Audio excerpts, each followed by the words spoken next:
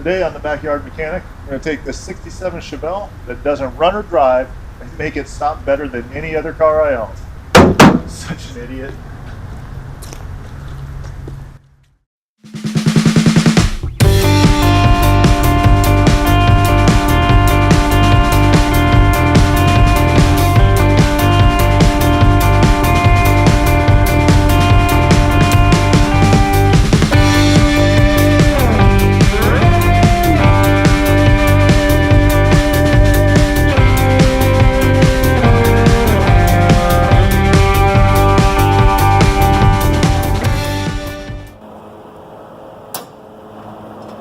The humorous thing is I bench bled this to show everybody how to do it, knowing that for the way I'm going to bleed the brakes here, I don't need to bench bleed it.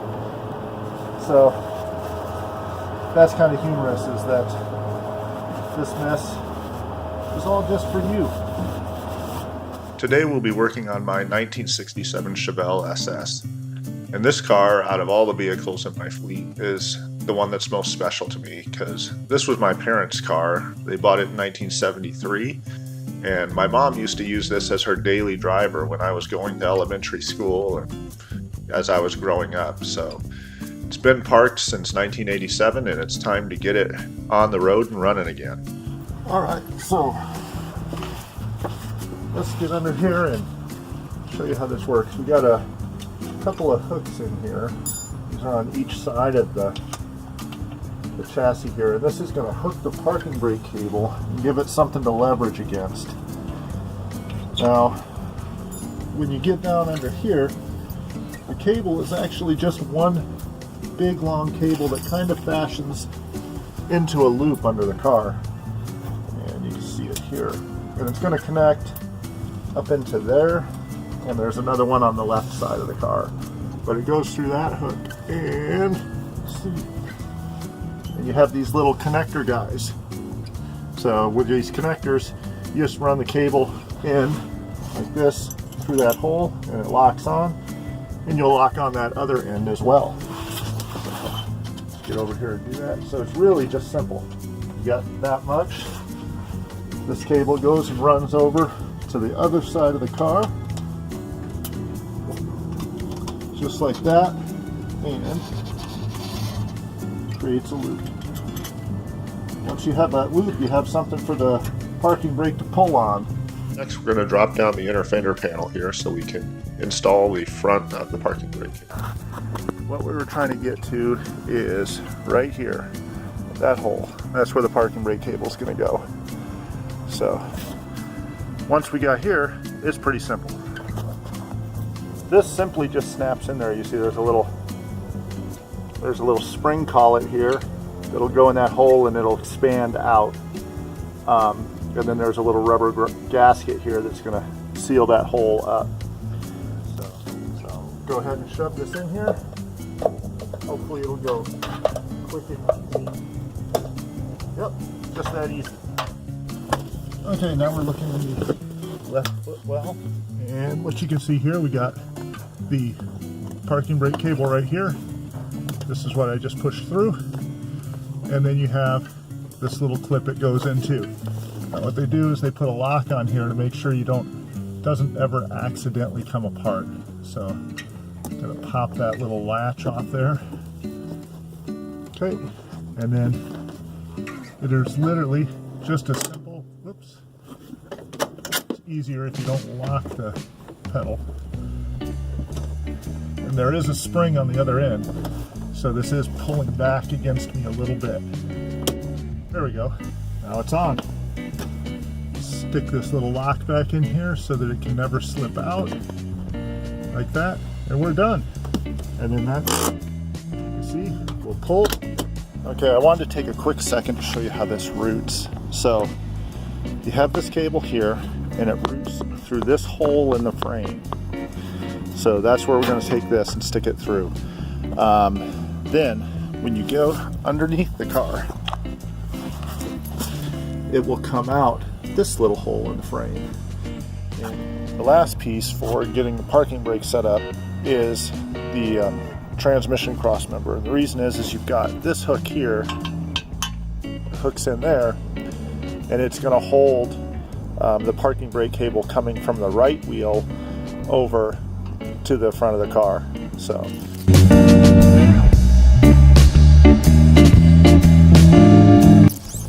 and you can see what I did there. So don't do that on your installation. But I have the parking brake cable looped here. They're both sides are supposed to be above the cross member, and I have it looped through it. So let me go ahead and pull this down again. And let's try to get it right.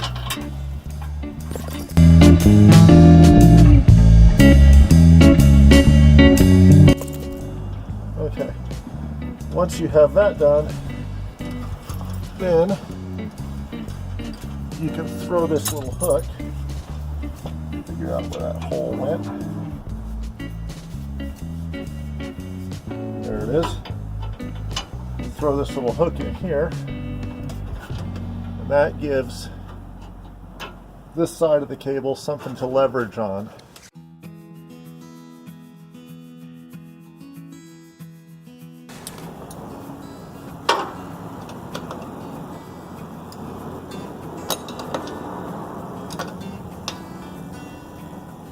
You can see I wasn't sure I was going to be right on the nut, so I brought myself a backup. But I did get it right. My dad used to be really good at being able to look at a nut and tell you exactly what size it is. I've never been that great at it. So, there we go. Alright, so the last part is going to be adjusting this push rod down here. So, what we're going to attempt to do is push it out until we feel it touch the piston. Okay, we're going to go with that. So we'll lock this down. It's a 9/16 nut if you got to do this on your own car and you're working with the stock one. So, and I actually can't see this, so I'm doing it by the art of feel. There we go. So if it looks on the camera like I have no idea what I'm doing, it's because I can't see it. Alright. Alright, that feels good to me right there. Yep. So we need to put a hole in this bracket. I can't reach the bolts because of the washer motor on the other side, so we'll just measure these over here. Get a measurement. We're at 1.658 inches. But we need the center to center distance. So in order to get that, I'll go ahead and take a diameter reading, which is 0.368, and that'll give me my center to center of 1.290. So what we'll be looking to do, and I thought probably, is go right on the center. And I don't know if you can see it on the screen, but there's actually a little scratch from scraping it across the bolt earlier. So we just basically need to go directly below in line on that scratch and put another hole in it, same size as that. And we should be good. Okay, so I got the whole deal figured out with the bracketry here. We got it working. Now, we needed to bench bleed this system, so now that I got it all figured out and put together, I'm going to take it apart. Got that little tapered end that originally, there it goes, it just slams right in there. I think this is guaranteed to leak fluid everywhere. So, before I start this, I'll grab some paper towels to throw down, because I really don't think this is going to be a clean process. At least not with the parts they've provided here. If I had some old brake lines handy, I would do it that way. And honestly, the right way would have been to do it before it was installed on the car. case you haven't noticed, I'm a one-man show here, so if those lines blow off, y'all tell me, okay? So we're going to start off, we're going to put some fluid in the master cylinder, and then I'm going to try and look through the window while slowly pumping the brake pedal.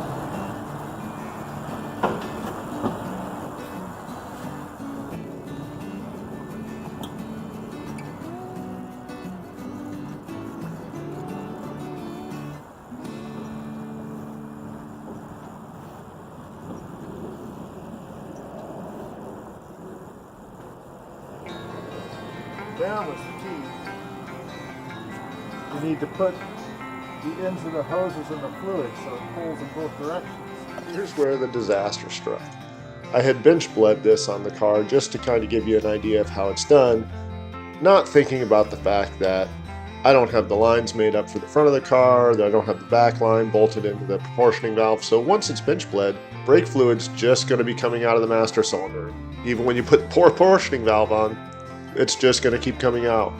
So the next thing was a race to plug everything up before it just leaked brake fluid everywhere. The rear line that did fit doesn't have the right fitting to fit the proportioning valve. So that's been a little bit of an issue as I've been searching my stock to see if I have the right fitting. But what I have found is one of the lines I'm not going to use from this kit has the right fitting right there. So we're going to go ahead and cut this fitting off this line, and then we're going to cut the fitting off the other line and marry the two up. And I'm going to show you how to do that properly. We're talking about brake systems here. We don't want to do anything dangerous here, and a lot of people may do something dangerous here and not even know they're doing it. So this is a little tubing cutter, and all it is just a little wheel, goes around, you go around and you tighten it up a little bit every time, and it's just going to slowly cut the end off this tube that's going to allow me to take this fitting off and use this fitting on my rear brake line. This will allow me to get the hydraulics all done tonight, which will make me happy. Alright, this is the fitting we're looking at in the car. Now, to do this properly, we are going to have to straighten this tube out when we go to put this fitting on there. So the first thing we'll need to do though is cut this off. But you can see these two fittings, they're different size there. I've already tested this one. It does fit in the proportioning valve perfectly, so that'll allow us to fit that in. Have this back up. So you're going to want to deburr the inside of this hole. Some tools have a little deburring tool on them. This particular one does not, so you'll have to take like a Phillips head screwdriver or something and just deburr the inside of that hole. Alright, so the only big gotcha to this entire operation here is we have to straighten this tube out. There's no way to, one, get this nut on far enough for us to put a new flare on there, and two, grab these are the blocks for doing the flare, and you can see how long they are. They're going to need at least that much tubing, straight tubing, to get the job done. It doesn't have to be perfectly straight, but it has to be straight enough to get into those blocks there. And the flaring tool is something I want to show you because that's the important one.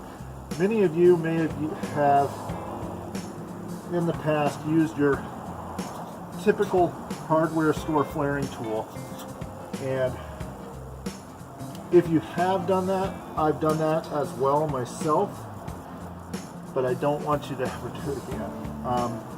And the reason is those hardware store flaring tools, for one, they can't really flare nice stainless steel line. No matter how much I fight that, it's not going to want to go past. They don't, if you've tried, you've probably noticed that most of the time all that happens is when you attempt to flare, it just pushes your line out of the clamp, and that's pretty typical of those. The next thing is they only produce, well, I guess I'm going to live with that. I think that'll be okay though. They only produce a single flare. Now, what that means is when you go and flare it, you have the tube and it's got walls like this, and they flare out like that. And when you do that, it hardens the material at the edge. I mean, it's already been work hardened from the cutter and everything, and it over time it'll crack, and you can see where that is not a desirable situation in your braking system. And if you ever look carefully at factory brake lines, they are never a single flare. So what you want to do is what's called a double flare. And how a double flare works, at least in the way of how this tool does it, is the first thing it's going to do is it's going to produce a bubble flare, which means it's going to take the tube and it's going to do this to it, produce that.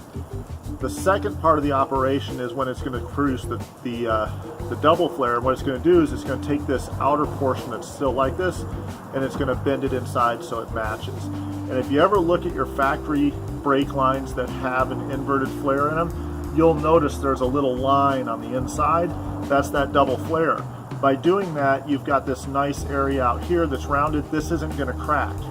So that's why, you know, your 50-year-old brake lines, you know, the fittings and everything are still working. Like I said, I've used those hardware store flaring tools before, and if you've used them, you've probably been tremendously frustrated by them. And I always was. I finally one day saw this thing, way more expensive than any flaring tool I ever bought. I think this thing was 250 bucks. So it's not cheap, but I have never had a bad flare with this tool. And what you have is you've got a turret on here. You've got that locking block that locks in your line. And the thing is, this can produce not only inverted flares, 45-degree inverted flares like most common on old American cars, but with a different turret, it can produce 37-degree, like your AN fittings. It can also produce bubble flares. So those are, to me, big selling points on this. So the only things you need to know is the diameter of your line, which in this case is 1/4 inch. That'll tell you what flaring blocks to use. And you can even see on here, it's going to tell you for what you're doing. So if you're going to do a DIN flare over here, it has it, DIN over here is a 45-degree. So this is the side we're going to use. You'll put your tube in there, you'll lock it into this device, and then there's a couple of operations to get the job done. So let's go ahead and see if we can do this. Now, the reason I say this could be a problem is in the past I have had to put some force on this to get the flare made. This being heavy wall stainless steel line, I imagine I am going to have to put some force on it here. And that being said, this is normally locked in a vise. You can see down here it has a little gripper to lock into a vise. Obviously out here I don't have a vise, so we're going to give it a shot and see if we can do it. The other thing is this handle does have some swing to it, so it's going to swing all the way from here to there, so I need to try and position it. So it's not the friendliest in-car device. Obviously, like I mentioned earlier, this is a bench tool, and this is not the easiest thing to do out here in the tar.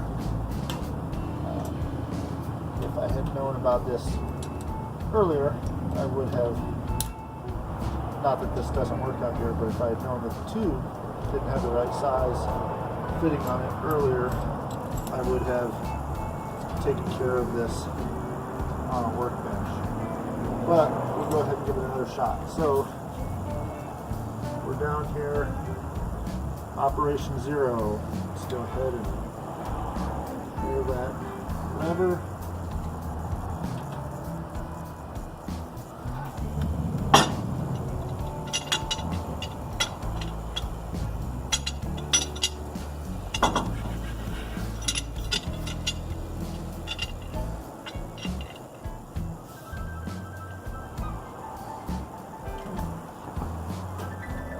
Crank this down so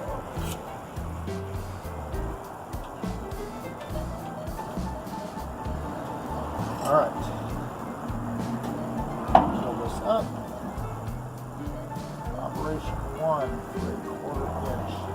There we go. Just give it another shot.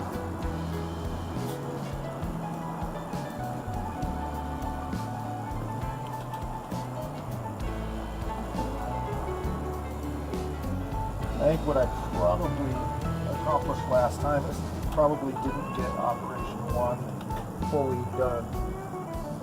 Okay, it is producing a bubble.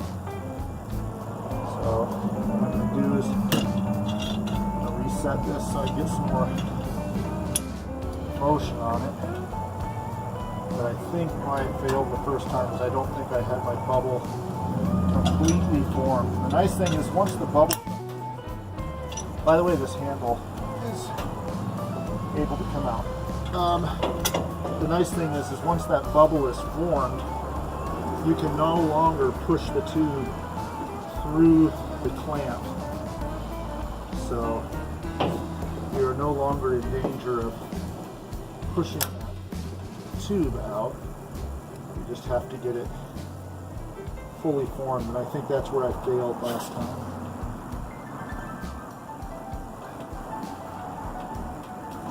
So I'm going to make sure I put a significant amount of effort into this handle this time.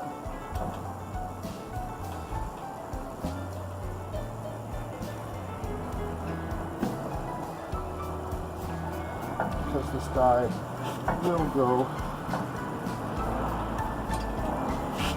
with stainless tubing. It does take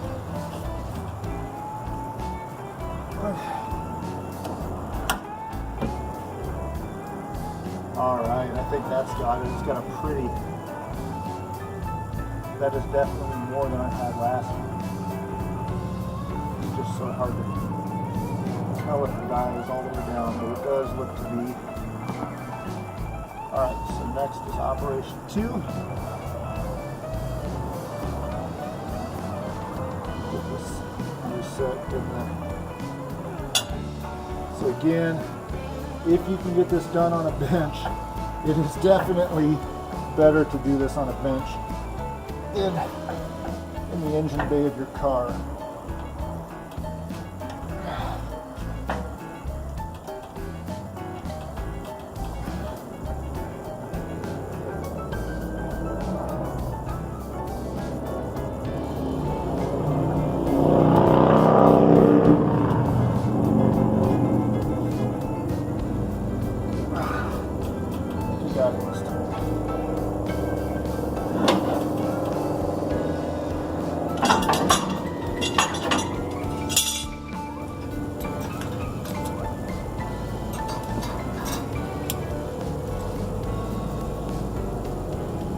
There we go, that looks awesome. See how that fits right up there nicely? That should seal really well against our nice inverted flare fitting in our proportioning valve. So I'm happy with that. Now what we need to do is kind of return some of the bends the way they were before. And there you go, that only took way too long, but it is in there now. Nice and solid. I like it. Now, we're going to have to bend up tubes for this front. So at this point, we noticed that I did have another front brake line for the right side. I thought it was a rear, but it was actually a front. And for some reason, they want it to go along the radiator support, which is completely different than the stock system went. And even when it did, it still didn't line up with our current brake system. So I finally, after looking at it and trying to make it fit, decided I'm not going to reinvent the wheel here. I'm just going to bend it up to match the shape of the original brake line up until the point it gets to the left frame rail, and then form it around to match our current brake system. So that's how we ended up routing it, and it's a lot cleaner in my mind to what we had. All right, let me give you a quick look at what I got going on down here. You can't see everything while the camera's mounted, so let me go ahead and pull it. So I did run this mostly how the stock was run. So you can see the line down here follows the frame rail and goes down and underneath and then comes back up inside the wheelhouse. Follows along the bottom of the cross member, comes around the other side. Now this is where it'll deviate because the system's just a different shape than the stock. So comes up over the frame, goes between the steering shaft and this upper suspension component here. Oh. And then comes up here and then goes into our proportion valve. So one line left to run. We got to do the left front, and then we can get to bleeding. Okay, so for the brakes here, we have a hose and a banjo fitting on that hose right there. That's going to go onto the caliper. Right here, it goes through this little spot here that keeps that banjo from moving around. Now, the other thing you want to do is make sure nothing here is going to bind. It's not going to hit on anything. And it has plenty of room to move around. Now this, you'll probably notice there's supposed to be a bracket on the frame right here. I need to go get that. But for now, we're just going to hook this up so that we can get the brake system all sealed up, and I'll come back and hit that later.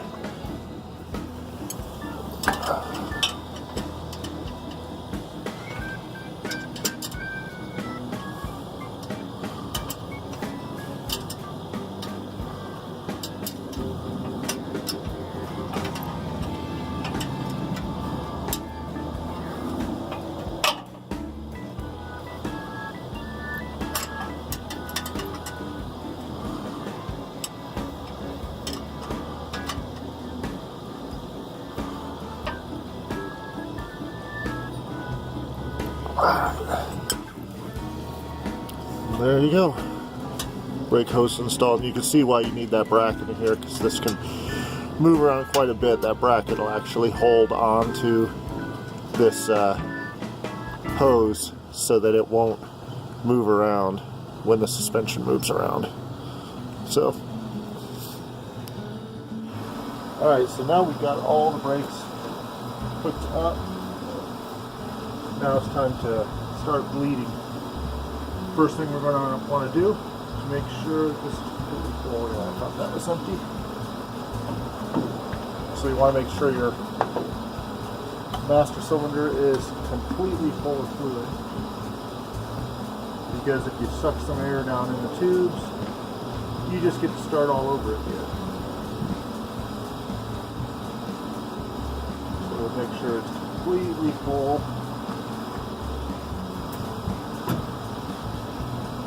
Just because if we were in a shop, I'd probably just leave the cover off, but since we're outside, there's a little bit of a breeze that blows some trash around. I'm just going to throw the cover on there and cover it up. Next thing we're going to do is come down here with our vacuum bleeder, and you can see this. We've got this here. This is a tool from Harbor Freight, and if you are working by yourself, this is the best way to get this job done. So you simply take this hose and you'll connect it onto the bleeder fitting, and you have a little bottle right here, and that's where the fluid's going to come out, and then you have to open that bleeder valve, of course. So let's see how we can get in there and get that.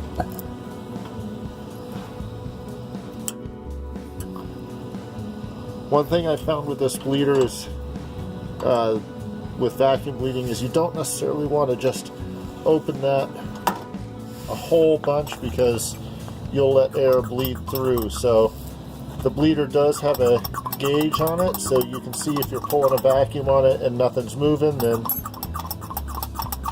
you'll if nothing's moving, then you know you don't have it open enough. But in this case it is pulling down. So I have run into the past where I've had it open too far and it's just letting air in, and it's not pulling any fluid. So you're going to want to do this a little bit. See, we're pumping down, but after a little bit you're going to want to check it and make sure that you're not emptying the master cylinder. So I'm going to go ahead and give it a check right now. And the master cylinder is actually still full, so that may mean that this bleeder is open too much, although it doesn't, well, it could be. So we'll go ahead and mess with it a little bit. Okay, well, I'll tell you what, I was really starting to get frustrated. I've been pumping on this for a little while and no fluid's moving. But let me give you a little tech tip. Before this will work, all of your hoses have to be tight. So that one's loose. This connection's here is loose. So I need to go through here real quick on the rear end. Apparently never went through the rear end and tightened everything after putting the rear axle in. So little tech tip for you there. You can pump this thing all day long. If your connections are loose, you're gonna get nowhere.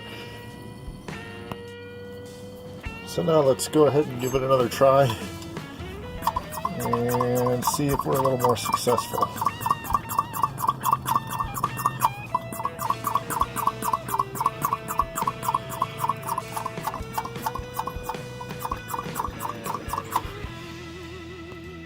Starting to hear some noise, which I believe is air and oil coming through the banjo fitting.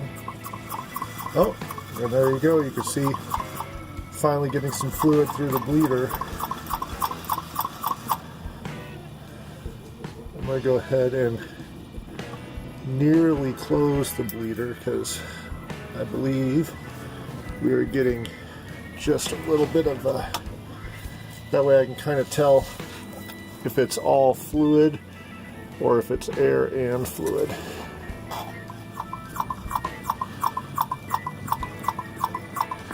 So I think that's mostly air sliding past the bleeder threads. I'm going to pull a few ounces of brake fluid out just to feel comfortable with it. Then I'll move over to the left wheel. Just lock off this bleeder. And then move to the other side. So the other side's going to be pretty much the same as this one, except it's not going to take near as long.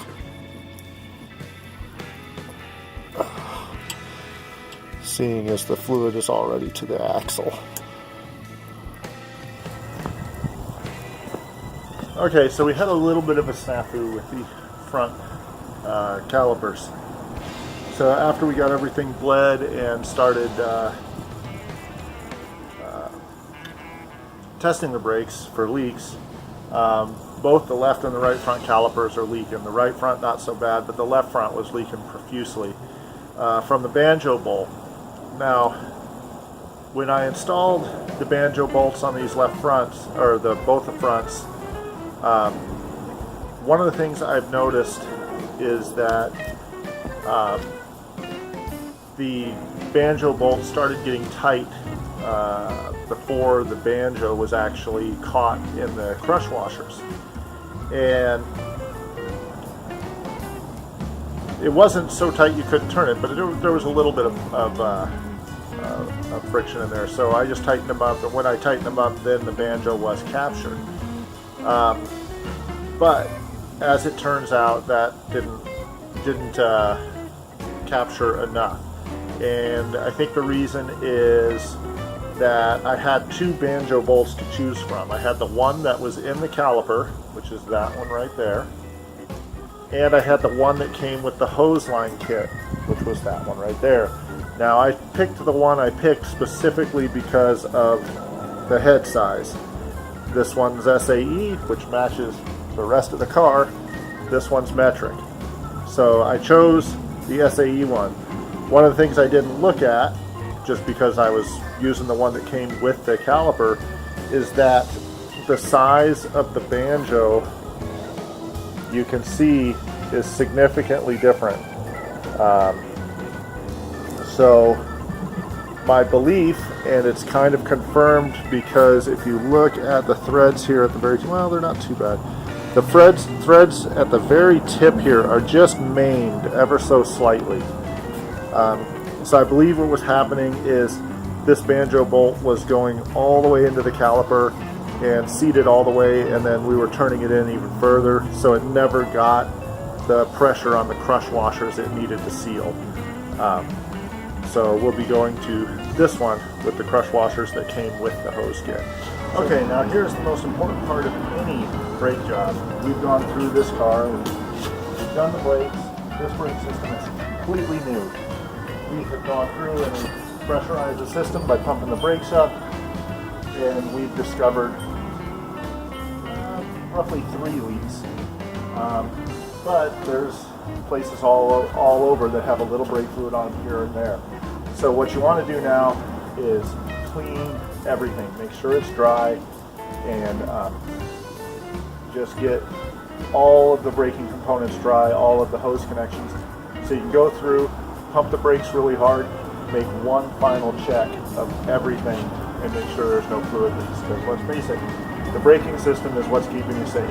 You don't want to take any chances that anything's wrong. So we'll do that now.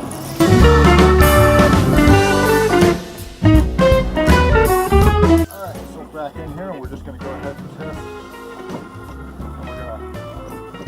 It's been bled, but still, so we're just going to put as much force as we can get in there.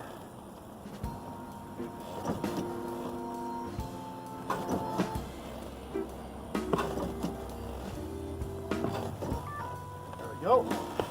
Now we can go walk around the car and see if there's any leaks. Okay, well, every connection has been gone through now. Nothing is leaking at this point. And as you can see down here, not a drop on our paper towel. So we are good. No leaks. That'll be perfect. Last thing you're going to want to do is top off your brake fluid, and then you're good to go. We're ready to move on to something else.